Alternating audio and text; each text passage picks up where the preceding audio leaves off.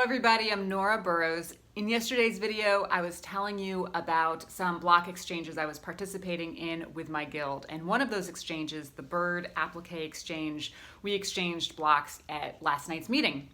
So I have 4 birds to show you.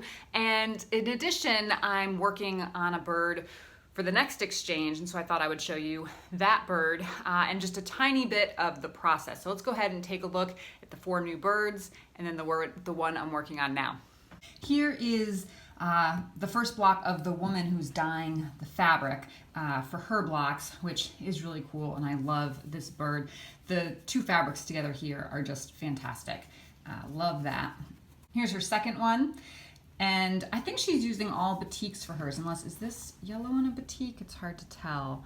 I think it is. I think she's using all batiks, and the coloration is going to be really cool when I put this quilt together, because I have some ideas that will maybe or maybe not will work out well. This one is Muna's.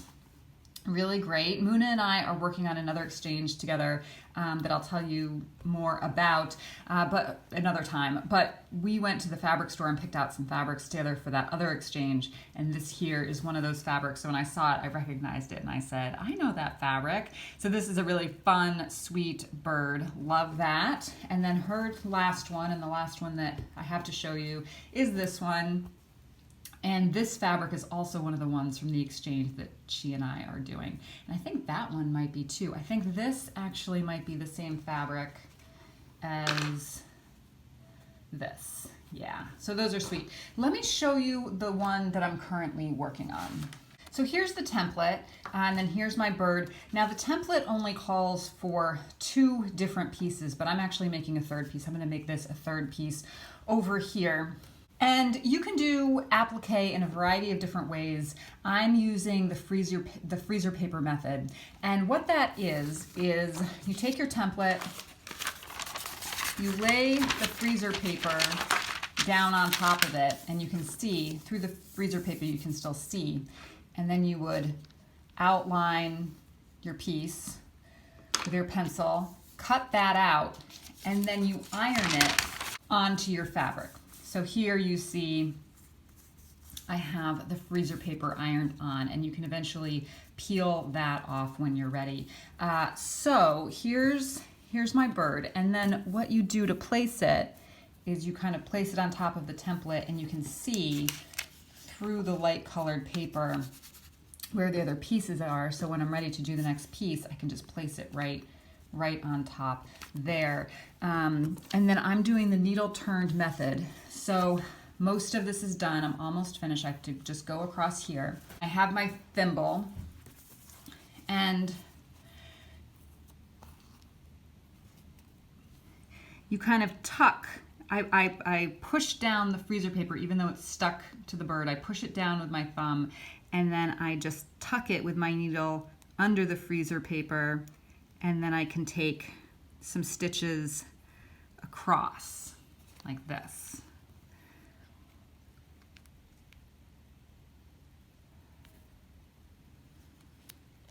And then when I get to the end of this piece,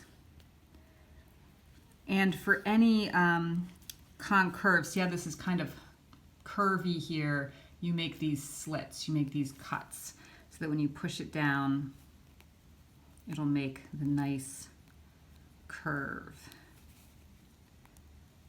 And then you just keep going. So let me finish this up off camera. And then the most rewarding part is once you've finished your piece is you get to peel off the freezer paper, and that is really fun. I have my bird sewn on, and now I can peel off the paper. There it is. I love that. So the next piece I'm going to put on is, let's see, should I do the tail or the wing? Let's do the tail. So I'll put it on top of my template here, and then put the tail on. And you have to keep in mind that this seam allowance is going to be tucked under. So if you put it like here, when you tuck this piece under to applique it, it won't be right up against the edge. So you need to put it right, you need to overlap the fabrics a tiny bit. just enough for the seam allowance. That looks pretty good. Then I will take my fabric glue. Now you don't need to do this. You could pin it. You could put a pin in and secure it that way, but I prefer to use the fabric glue. And this is pretty inexpensive. I got that on Amazon. Now make sure to not get it too close to the edge. Get it pretty far away from the edge, because if you get it too close to the edge when you're appliquing, it won't turn over because it'll be glued down. So a little bit of glue, and then I put a book on top of it and let it sit for a bit. One of the fun things about the applique is that I can use a lot of my leftover little scraps. Scraps that some people may consider to be crumbs, but pieces that are smaller than even like a charm pack, even than a 5-inch square. Very small pieces, because as you can see, it doesn't take a lot of fabric, just a little bit. So I love that. I love using everything. So for the rest of the day, I'm gonna work on that fish middle part of the quilt. I hesitate to even say that I'm going to have a goal with that, but let's see how far I can get, and then that'll be it for today. I want to show you here that I use these binding clips. I use these for almost everything, but I use them instead of pins, and the reason for that is that since I sew in my dining room, I need to be really careful about myself and my family and the safety of our feet. That I have heard so many horror stories of people stepping on pins and needles, and I've heard so many of these stories that I've become a little obsessed about not using pins in my work whenever I can avoid it. So I use these binding clips, and I think they work just as well as pins. And you can get a nice close-up look. It's upside down, but you can get a nice close-up look of those fabrics there. I'm gonna sew this seam. We're almost done, at least with this middle part. I finished the middle part of this quilt, including the border. Maybe you can see here. There's the border that goes all the way around. I have it on the dining room table here so that I can look at some other fabrics that might go with it for the next part. What I'm thinking is that I want to expand up and down because I don't want it to be a square quilt. So right now it's square, and I'm thinking that I will add maybe this fabric here. Let's see if we can get a better view of that. Yeah, here. So this fabric here, where you can see it has kind of these crosshatch textured look.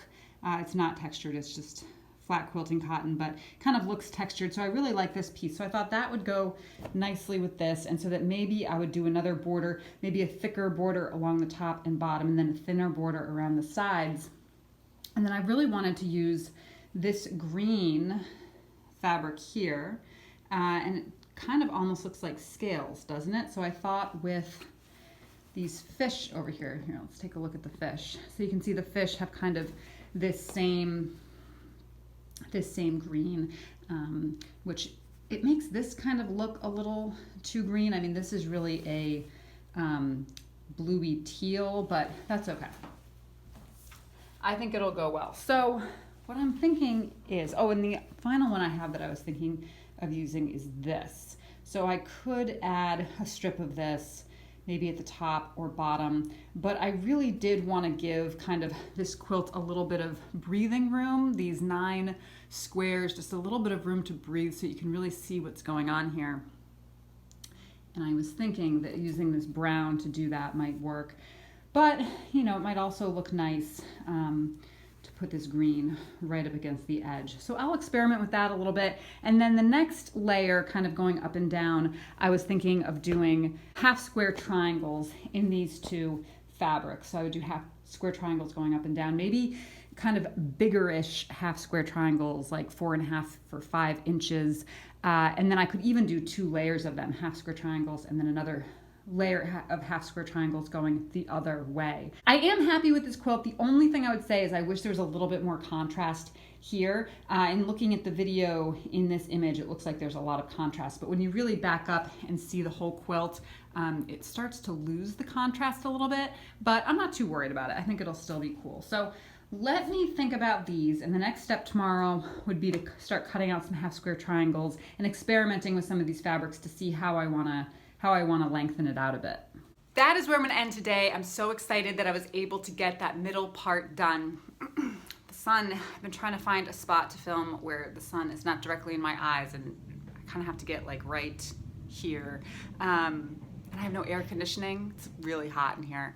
But I'm so excited that I was able to get that middle part done. It took way longer than I thought that it would, but that's okay. It's finished. Now we can move on to the next step. So that's where I'm going to end today. Tomorrow I was thinking we would do a little mini trunk show. I have 3 quilts that I recently finished that I don't think that you guys have seen. So I thought that would be kind of fun. And then maybe cut out some of those half square triangles for the next part of the quilt, cut out some of the next layer of borders to see how some of that stuff would look. I'm not exactly sure the next steps with that, but we'll do some experimenting and see. I wanted to ask all of you if anybody out there has used linen in a quilt. I'm sure many of you have used linen in a quilt. What was the experience like, and did it get very wrinkly? I know linen typically is very wrinkly. I don't want my quilts to be wrinkly, but I was thinking that in a quilt maybe it would be less wrinkly because all of the quilting lines would kind of keep everything a little tighter.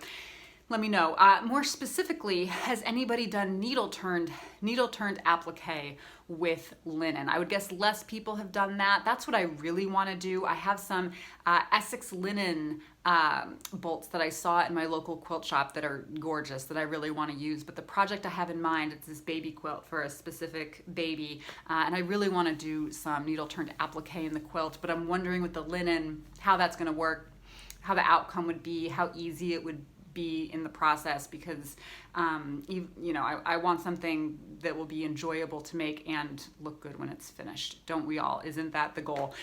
So let me know if you have used linen, specifically needle-turned applique. Thank you for joining me. Please subscribe, and I'll see you tomorrow. Bye.